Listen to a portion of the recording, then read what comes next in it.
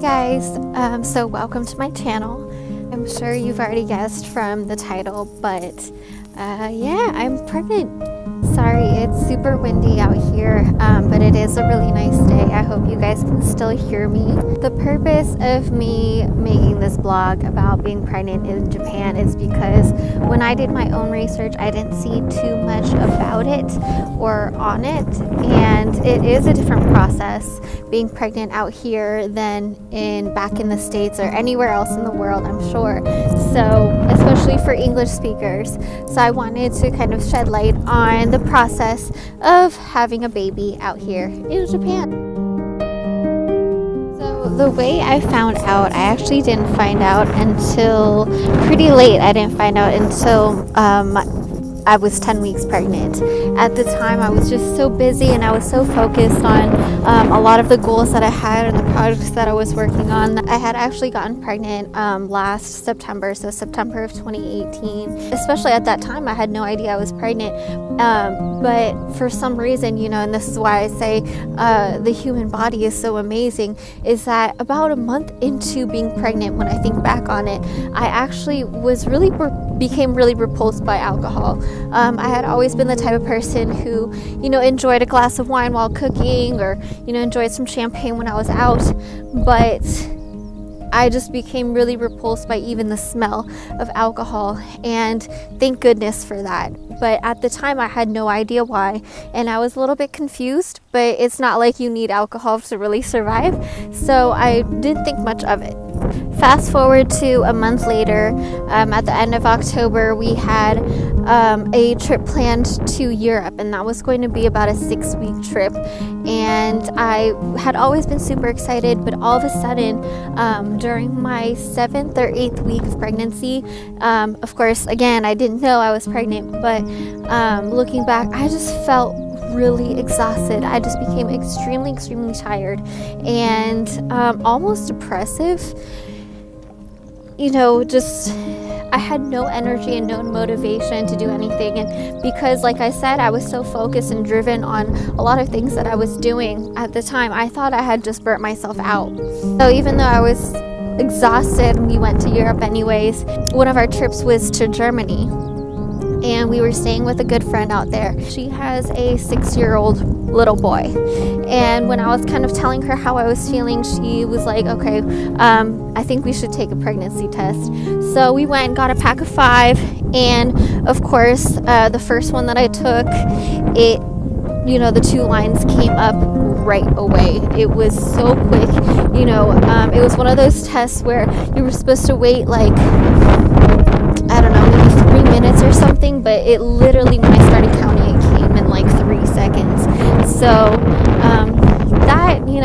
that should have told me everything by then. But of course, this is my first pregnancy, so I was in such shock. I was completely in denial. I took the rest of the pregnancy tests. They all came back the same. They all came back super positive. There was no doubt about it, but still there was this glimpse of like, maybe it's wrong. Maybe it's, maybe it's not right.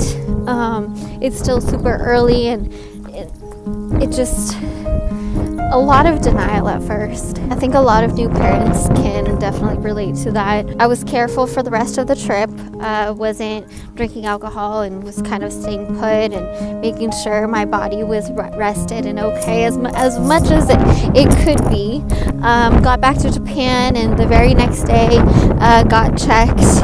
When the doctor told me that, yep, there's a heartbeat and you were 10 weeks pregnant, it was still shocking. I just couldn't believe it, and that was literally my first ultrasound. I didn't know what I was getting myself into when I went to the doctors, but it was definitely an experience. They told me after this first visit that I need to go to City Hall and go register the unborn baby. Instead of birth certificates, it's family registries. So you have to register, you don't have to have a name picked out yet, but just the due date and the parents' names. So you go to this local city ward to do that, and when you go to the local city ward, they're going to give you these little keychains to put on any bags or and whatever that you're using to show the public when you're out on public transportation like buses, or if you're in line, that you are pregnant, especially at the beginning of your pregnancy when people can't tell, so that they can help you out whenever you need. Another thing to note out here in Japan as well is that the normal regular health insurance out here actually does not cover pregnancies because it's not considered like an emergency.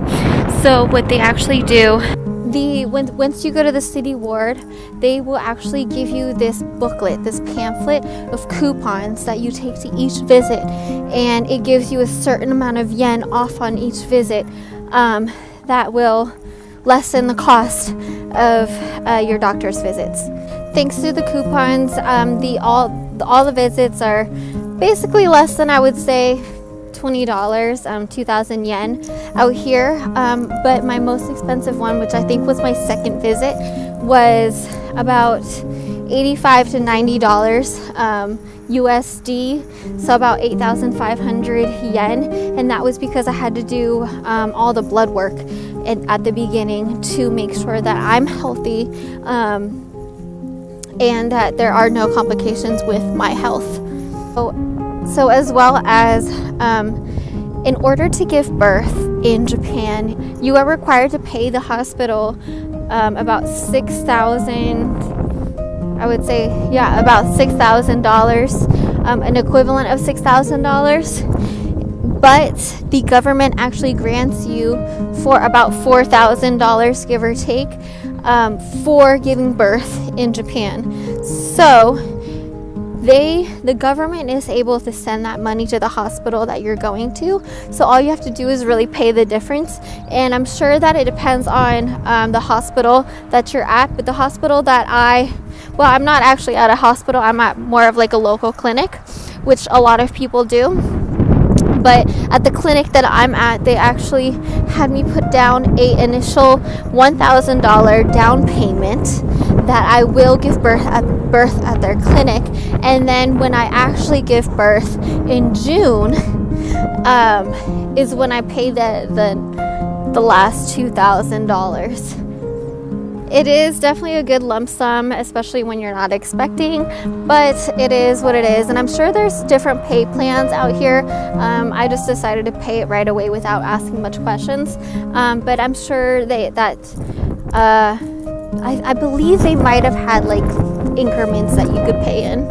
So at my first official doctor's visit, I guess, the one right after I found out that I was pregnant, was where they did all my blood work. And then they actually had me, they did the ultrasound. I spoke to the doctor, and then they actually have you speak to a nutritionist. I didn't know this, but out here they actually take your health really seriously. So the amount of weight that you gain, what you're eating, what you're putting into your body, making sure that you don't get too big is a big deal out here. They want to make sure that you don't gain very much weight, and they want to make sure that you're eating super healthy so that you can give birth pretty easily and without complications at the end. So the city ward also gave me some really good, a lot of pamphlets. If you can read Japanese, I'm sure they would be very beneficial to you. But basically, especially because it's winter right now, they had pamphlets on the different illnesses like sicknesses, the flu, the German measles, all that was kind of going on, and how to be careful. What's also cool is that the clinic gave me a cool little kind of booklet, like a notebook to bring to every visit, that has the schedule of what each visit is going to consist of, what kind of nutrition facts that I should be looking into, and things like that. So once I get home from this walk, I definitely want to show you guys a little glimpse of what it looks like. Guys, so I am back home now, and like I said, I definitely kind of want to show you a few things that the clinic presented me with in the first few visits. So here is that little booklet that I was talking about. We can look here. I mean, it has so many. I mean, this is my last ultra scan. different books that you have to bring with you every week, stuff like that, notes. And it's your mother's house, so it gives you what's going on, you know, what happens. And this is all in Japanese, so you might just have to skim through it or kind of get a translation. The clinic that I'm at gave it to me in Japanese, but it's not that difficult. You don't have to read through it. It's just kind of to tell you what's going on in each month, and you know, what to eat, how to take care of yourself. Of course, it's all things that you can definitely look up online, but I thought it was super cute that they gave it to us.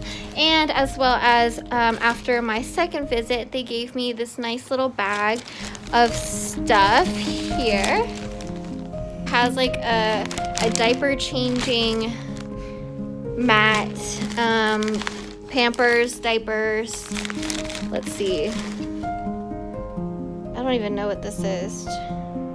Childproof, a sample of something. This is obviously for after the baby is born, but some granola for mommy, and then just a bunch of different books here. So they gave me this whole package, kind of like a care package, I think, which was super sweet. All in all, I completely understand how nerve-wracking it can be. It already is nerve-wracking, you know, having your first pregnancy, but you know, being pregnant in a country where you didn't grow up and you don't exactly speak the language perfectly, if at all, can be pretty hard. So I want to help anybody that I can in the best way that I can possible. That's why I'm making these vlogs, but you have a lot of help out here if you just ask. A lot of these clinics and hospitals will have their paperwork in English, and you know, it might seem really tedious at first, and but all they want to do is help you. So I'm sure that you'll be able to find a lot of places that do have English speaking staff or English paperwork, so do not fret, and this is just the beginning to an amazing journey.